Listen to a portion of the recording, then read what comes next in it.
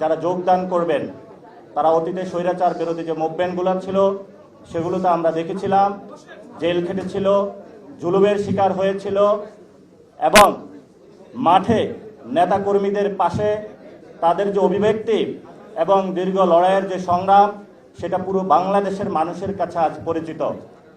নতুন বাংলাদেশ গঠনে জুলাইয়ের যে ব্যাটল গ্রাউন্ড আছে, জাতীয় নাগরিক পার্টিতে ওনারা ঐক্যবদ্ধ হয়েছেন।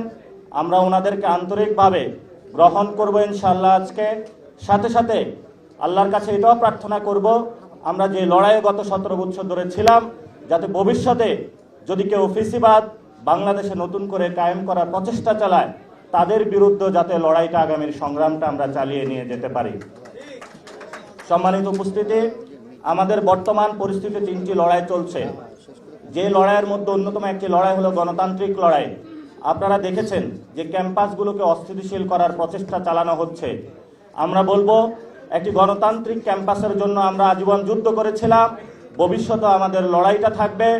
জাতীয় নাগরিক পার্টি বাংলাদেশের সকল ক্যাম্পাসে গণতান্ত্রিক পরিবেশ নিশ্চিত করার জন্য সরকারের কাছে অনুরোধ জানাচ্ছে এবং সাথে সাথে যদি কেউ গণতান্ত্রিক প্রক্রিয়া ব্যাহত করার জন্য যদি কোনো প্রচেষ্টা চালায়, আমরা ইনশাআল্লাহ রাজপথে ঐক্যবদ্ধভাবে থাকব তাদেরকে প্রতিরোধ করার জন্য। দ্বিতীয়ত যে বিষয়টি, সরকার জ্বালানি সংকট থেকে শুরু করে অনেকগুলো বিষয় বাংলাদেশকে মানুষের সাথে লুকোচুরি খেলছে। আমরা সরকারকে অনুরোধ জানাবো, দেশের প্রয়োজনে যেই কোনো কাজে বাংলাদেশের মানুষকে আমরা সার্ভ করতে প্রস্তুত আছি।